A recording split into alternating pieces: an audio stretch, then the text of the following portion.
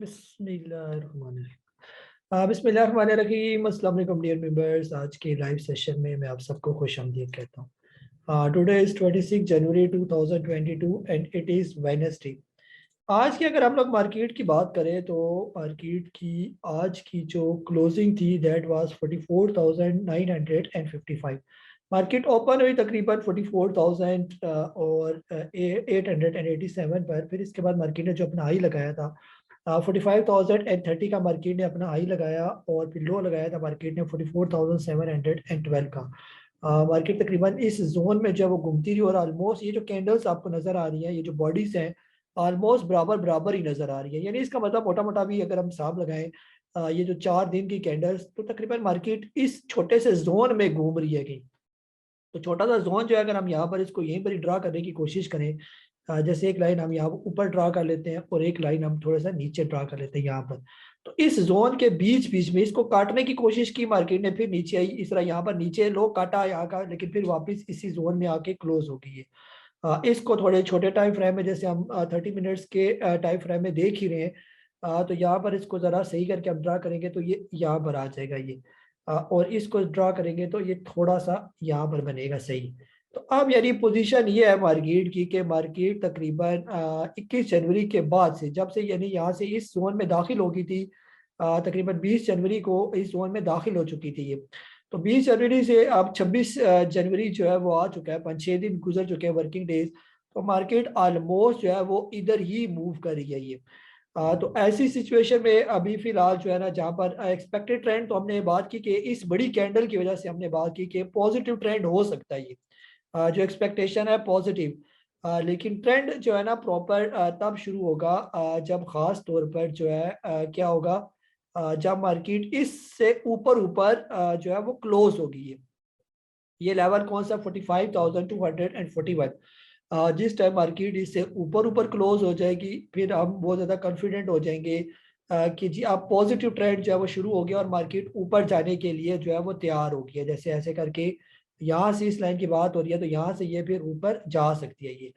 लेकिन इस दौरान जो है अगर मार्केट इससे नीचे क्लोज हो जाती है जो लेवल है 44,721, तो फिर जो है एक और एरो हमें यहाँ का भी लगाना पड़ेगा। फिर ये ऐसे नीचे और ऊपर की तरफ और नीचे की तरफ फिर आगे फिर उनकी सपोर्ट लेवल आ जाते हैं। जैसे ऊपर तक मार्केट फिलहाल यहाँ तक तो आराम से जा सकती है 45,700 एंड जो है वो तकरीबन 33 तक। और लो की बात करते हैं तो लो की लाइन भी अगर हम इसको यहाँ पर ड्रा कर ले, ये नीचे इसकी जो बॉटम है सपोर्ट, जो दूसरी सपोर्ट है, ये लेवल ऐसे बनेगा ये।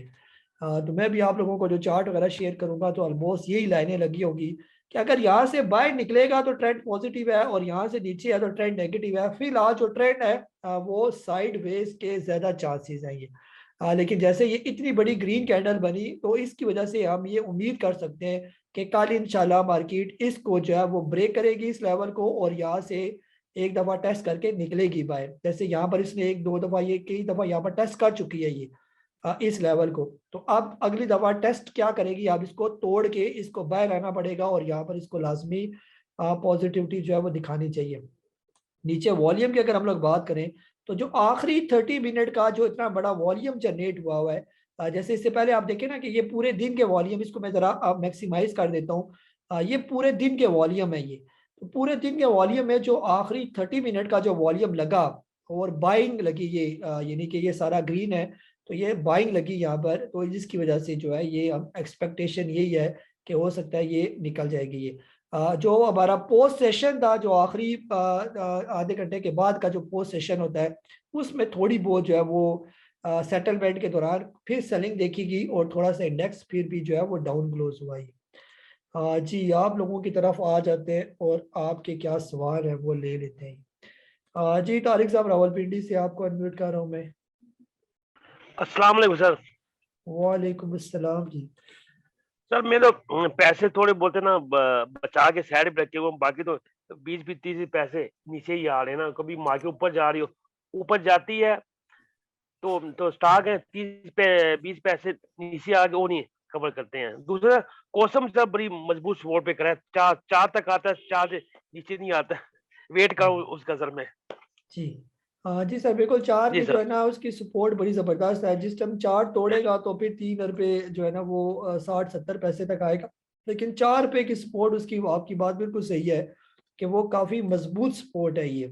तो अगर कहीं अपॉर्चुनिटी मिले 4 पे पर भी आप बाइंग कर सकते हैं इसको। और अगर 4 पे तोड़ेगा तो फिर चांस है कि ये जो है ना वो 3 रुपये 50-60 पैसे तक आए ये। बहरहाल फिलहाल कोसम की खबरें जो है वो अच्छी हैं, बुरी खबरें नहीं है। पहले ये कंपनी जो है ना ये और यूसुफ वेवी खास तौर पर लॉस में चल रही थी। अब सुना यही है कि अब ये कंपनी चली गई है मुनाफे में। तो अब इनके जो है ना आगे हालात बेहतर होने जा रहे हैं। ये तो यूसुफ वेविंग पहले ऊपर चला गया तो कोसम अब पीछे रह गया। तो आने वाले कुछ महीनों में आपको कोसम भी ऊपर ही नजर आएगा ये। जी फरूख शहजाद साहब, आपको अनम्यूट कर रहा हूं मैं। जी वालेकुम अस्सलाम। उस्ताद मोहतरम, कैसे हैं आप? ठीक है। जी जी सर, करिए। तो सर मेरी भी कुछ मसरूफियात है, मैं 2-3 दिन से जूम सेशन अटेंड नहीं कर सका।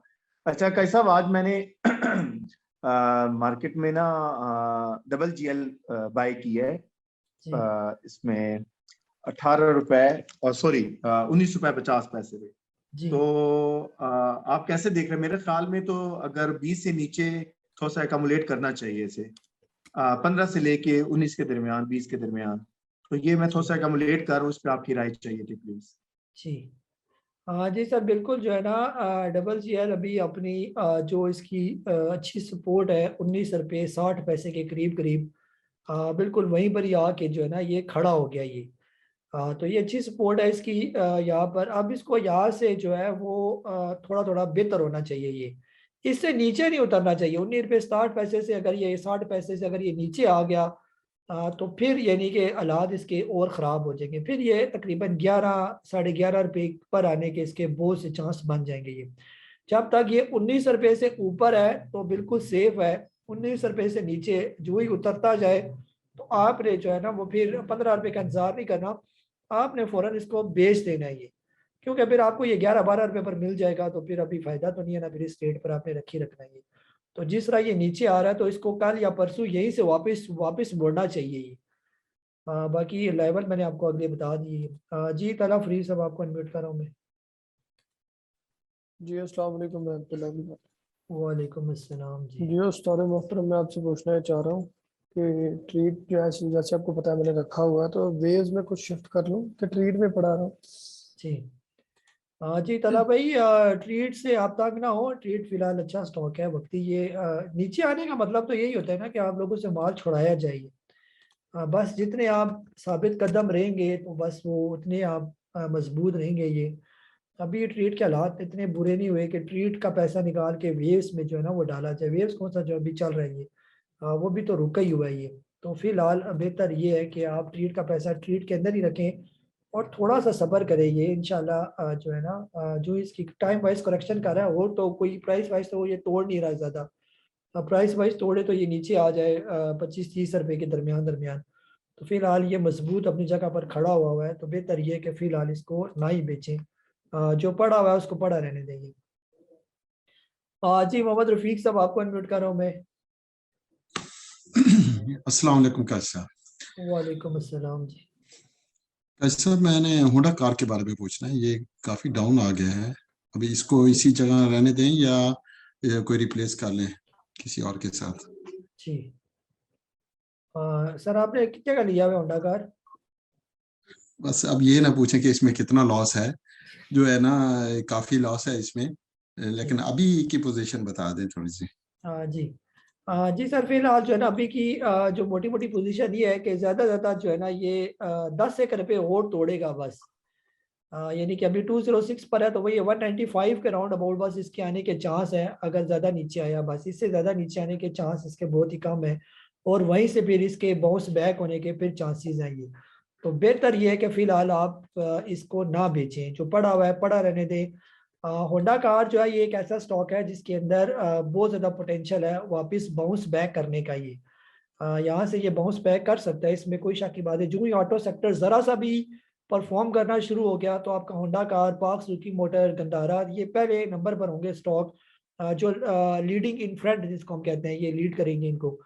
तो ये नॉर्मल भी सर, इसका जो नॉर्मल रेट है वो तकरीबन 300-350 रुपये का। अगर आपने 300 रुपए का भी इसको लिया हुआ है या 350 का भी लिया हुआ है, तो तब भी आपको मशवरा यही है कि आप इसको होल्ड ही करके रखें, ये आपके रेट पर ही आ जाएगा। ये अगर आपने कोई 700-600 रुपए का इस रेट का कहीं लिया हुआ है, तो फिर मशवरा ये है कि जब ये 300 रुपये जाएगा तो वहां पर आप इसको बेचेंगे, फिर दोबारा जब 200 250 पर आएगा फिर ले, इस तरह आप इसके साथ कर सकते हैं। जी मलिक साहब, आपको अनम्यूट कर रहा हूँ मैं। अस्सलाम वालेकुम सर। वालेकुम अस्सलाम जी। सर मुझे एक चीज की थोड़ा डिफाइन कर दें कि वजाहत चाहिए कि ये हमारी जो मार्केट है वो न्यूज पे क्यों इतना उस पे इफेक्ट करती है जी कि मतलब न्यूज कोई भी हो सर, चाहे कोई कंट्री भी हो, न्यूज जो भी होती है वो 2-4 दिन के बाद तो खत्म हो जाती है, लेकिन पाकिस्तान में न्यूज आने से पहले मार्केट को में हलाला मच जाती है सर। और दूसरा मुझे थोड़ा बता दीजिएगा कि ये जनरल टायर जो है ना 48 की बाइंग है सर, इसमें मजीद एक्यूमुलेट करना चाहिए या मेरे पास 5000 है इसके। जी जी सर, जो है तकरीबन सारी मार्केट्स न्यूज़ पर तो ये सारे सेंटीमेंट्स बनाते हैं ना, जितने भी न्यूज़ फैक्टर्स वगैरह होते हैं और आगे पीछे की जो खबरें वगैरह होती हैं, उससे आप लोगों के सेंटीमेंट्स चेंज हो जाते हैं ना, जिसकी वजह से बाइंग भी आ सकती है और सेलिंग भी आ सकती है। ये अच्छी न्यूज़ अगर आप सुनते हैं तो आप उस स्टॉक के अंदर बाइंग करना शुरू हो जाते हैं और उसकी हालत थोड़ी सी बेहतर हो जाती है स्टॉक की।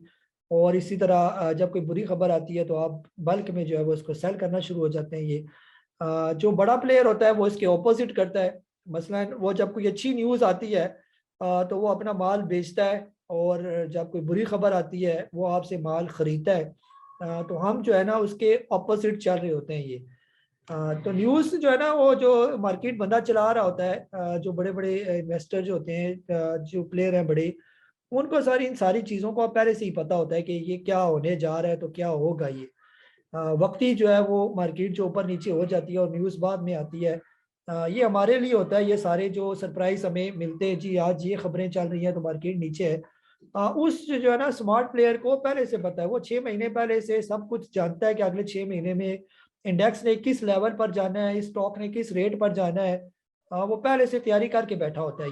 ये सारी चीज़ें जो है ये हमारे लिए न्यू न्यू होती हैं। ये बाकी जो है ना, जो जनरल टायर का आपने पूछा, तो जनरल टायर ना लेना यहाँ पर, ये ठीक है जनरल टायर 40 रुपये या इवन के से नीचे भी अगर आपको मिलता है 30 रुपये से लेकर 50 रुपये के दरमियान, ये सारा जो है जनरल टायर का बाइंग जोन है। ये तो इसके बाद जब ये 50 रुपये से ऊपर ट्रेड करना शुरू हो जाएगा, फिर हम आपसे नहीं कहेंगे कि ये बाइंग जोन में ही है। ये फिर हम कहेंगे ये महंगा हो गया। ये अभी 45 रुपये पर है, ये भी बाइंग जोन में है।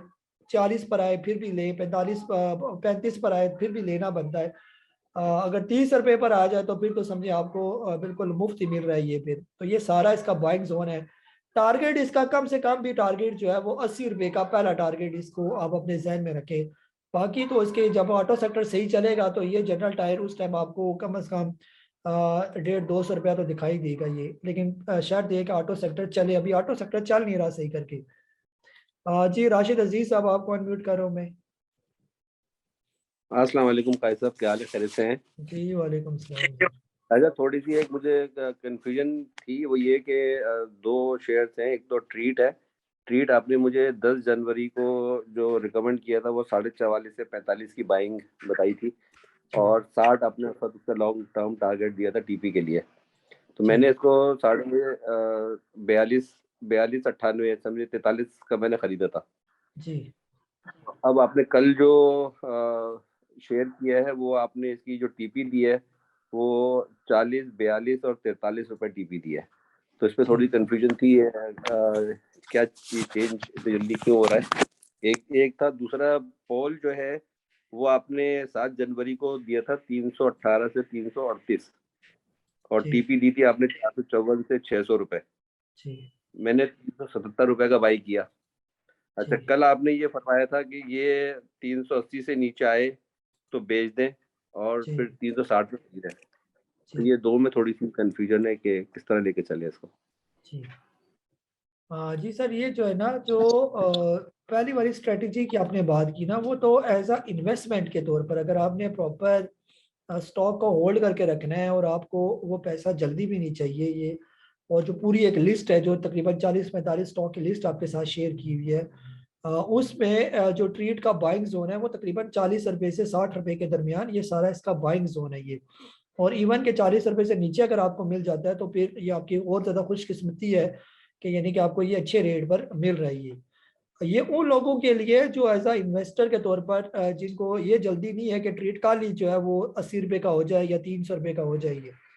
बाकी जो डे बाय डे आपको जो चार्ट शेयर किए जाते हैं वो स्विंग ट्रेडिंग के लिए ये, यानी आज लिया तो कल या परसों इसका फर्स्ट प्रॉफिट टेकिंग आपने कर लिया या फिर सेकंड प्रॉफिट टेकिंग आपने उसका वेट किया तो पहले प्रॉफिट टेकिंग का स्टॉप लॉस लगा दिया, तो वो डे ट्रेडिंग के लिए यानी स्विंग ट्रेडिंग जिसको हम कहते हैं ये उसका ज़्यादा टाइम होगा 1 दिन से लेकर 7 दिन तक जो है ना वो ट्रेड कोई ना कोई या तो टारगेट को अचीव करेगा या स्टॉप लॉस को जो है वो अचीव करेगा ये। तो उसको उस तरह लेके चल रहा है और इन्वेस्टमेंट स्टॉक को तो इन्वेस्टमेंट स्टॉक की तरह लेके चल रहा है ये। अब पोल जो है अगर आपने जो है वो शॉर्ट टर्म के लिए लिया हुआ है जैसे स्विंग की हम बात करते हैं तो आप इसको 350 रुपए से लेकर 360-65 रुपए के दरमियान आपने खरीदना बनता है और जब ये तकरीबन 380 रुपए से ऊपर ट्रेड करने लगे तो वहाँ पर प्रॉफिट टेकिंग बनती है। फिर जब 380 से नीचे आए और वही जो लेवल मैंने बताया हुआ 350-365 के दरमियान फिर बाइंग करें, ये है शॉर्ट टर्म के लिए। इन्वेस्टर के लिए ये है कि वो कम से कम पोल को 300 रुपए से लेकर 380 रुपए के दरमियान ये सारा एक्युमुलेट करे ये।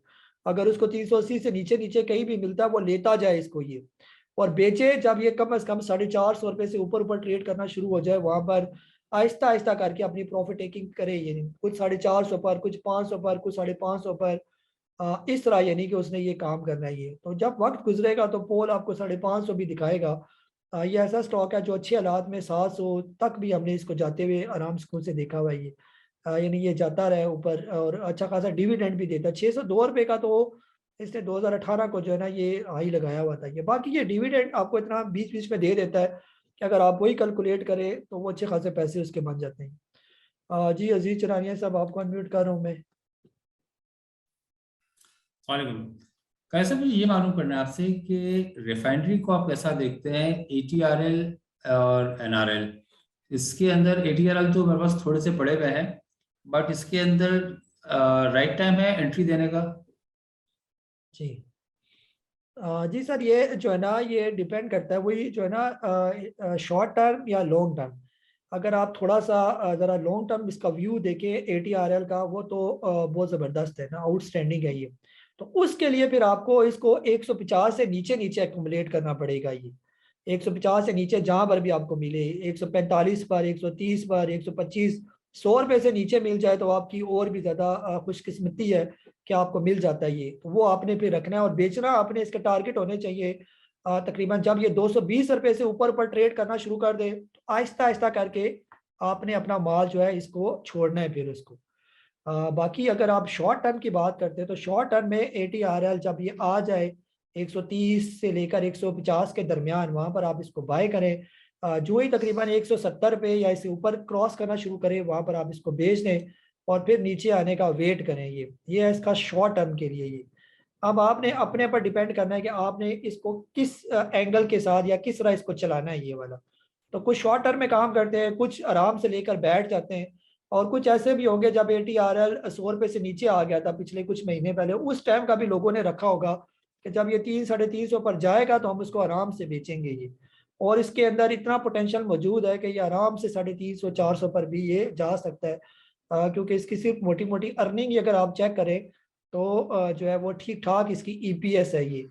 उस EPS के कैलकुलेशन के हिसाब से इसका रेट कम से कम जो है वो 400 रुपये का रेट होना चाहिए अटक रिफाइनरी का ये।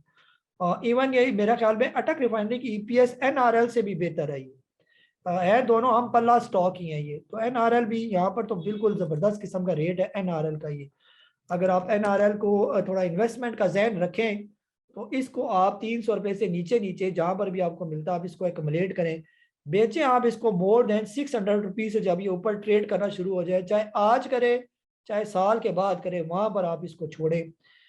NRL के अंदर सबसे इम्पोर्टेंट चीज़ ये है कि ये इसका जो है ना फ्री फ्लोट थोड़ा कम है, ये हल्का स्टॉक है अटक रिफाइनरी की निस्बत ये। तो ये जल्दी शूट करके ऊपर जाता है ये ज़्यादा टाइम नहीं लगाता ऊपर जाने में। अटक रिफाइनरी फिर भी बीच बीच में अटकता है लेकिन नेशनल रिफाइनरी गोली की तरह जो है ना वो ऊपर जाता है। और ये ज़बरदस्त रेट है रिफाइनरी सेक्टर के, ख़ास तौर पर अटक रिफाइनरी और नेशनल रिफाइनरी बहुत डिस्काउंट रेट पर आपको ये मिल रहे हैं यहाँ पर ये।